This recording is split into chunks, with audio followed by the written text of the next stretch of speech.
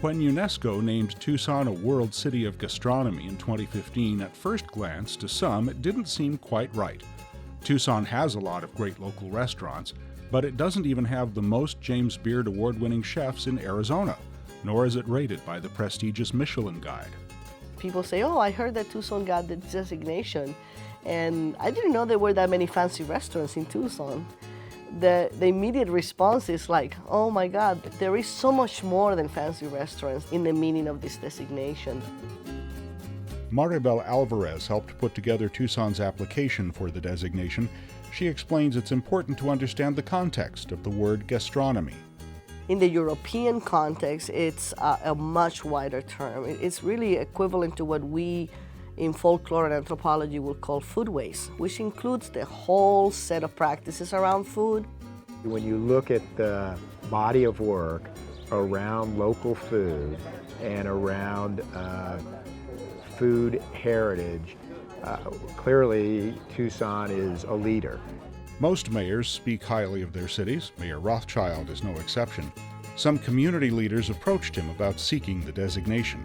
So the people that came to me were people that I had a lot of respect for. And after listening to them and their case, I said, yes, we should go for it. So a case had to be made to UNESCO. Thinking about the entire food system of any major city is challenging. Where do you start? Well, for the purposes of this story, we'll start here, at the library. This is an old card catalog that is getting reused as a seed catalog. As a public library service, we decided that the mission of our seed library is to make seeds available to everybody equally. So anyone in Tucson with a library card can come and get 6 packs of seeds per month to grow their own food. We did something different than anyone had ever done before by cataloging the seeds, just like they're a book or any item that you can check out at the library. This innovative approach turned an idea into one of the largest seed libraries in the country, and it's a step closer to regional food security. This is something UNESCO looks at. Since we started, we get calls and emails from all over the country, Canada, actually all over the world, asking for our advice on how to start a seed library. And this is an opportunity for everybody to contribute to our food security, to their own food security, to the region's food security, by creating this bank of seeds that is successful to grow here. Food security is important to UNESCO. This also means access and affordability to food, hopefully healthy food for all.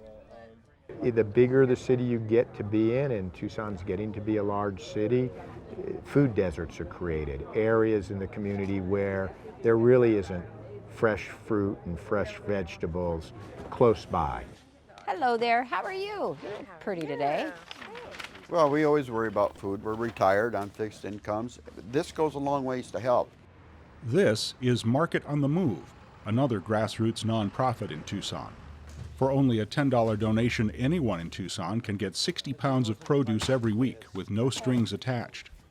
And it moves around, that's why it's called Market on the Move. It's to try and get the produce out to the people. We're actually rescuing this and trying to put usable, good produce in the hands of people. From produce brokers in Rio Rico and Nogales, Pam Boyer and company get these fruits and vegetables that would otherwise go to the landfill and make them available to Tucson residents like the Platts.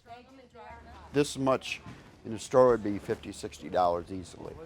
And for 10 bucks, we can can it, store it, and freeze it, and it's excellent. Excellent, it helps out that way.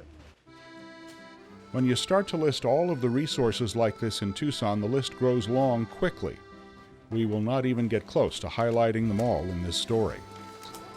Tucson has integrative school gardens, mobile soup patrols, innovative culinary training programs like Caridad Community Kitchen. The Community Food Bank of Southern Arizona is recognized as a national leader.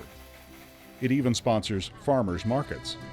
Which brings us here to the Santa Cruz River Farmers Market held every Thursday. Here you can buy all kinds of regional foods directly from local farmers. Another Tucson innovation is that people in need can purchase all this with food stamps. It's a really, really yummy, nutritious food that you can get for free in the desert right now. Often you'll find another nonprofit here, Desert Harvesters, educating the community. I'm really proud of the free food you can get on your own, the free food that's just growing everywhere. There is so much to eat here in this desert. They teach people how to harvest, process, and prepare all kinds of local things you never knew you could eat. Today, Amy Valdez-Schwem is teaching people how to harvest cholla buds. And just give it a quick brush so the spines are gone. And then I'm going to pluck it with my tongs. And from here, I'm going to boil this for about 10 minutes. And then you can just put them on a screen, and they'll maybe give them about a week to dry. A short drive south, you find this being practiced on a much larger scale at the San Javier Co-op Farm, run by the Tohono O'odham. It's safe to say that without them, there would be no UNESCO designation for Tucson. They've been harvesting cholla in this region for a long, long time. I have to say hundreds of years, thousands of years. You know, people are just barely realizing what we do have to offer here. But for us, it's really nothing new. It's what we've cooked, it's what we had for our people. Ruby Rios is sorting through an ancient variety of bean that could also be the future of food production in the desert.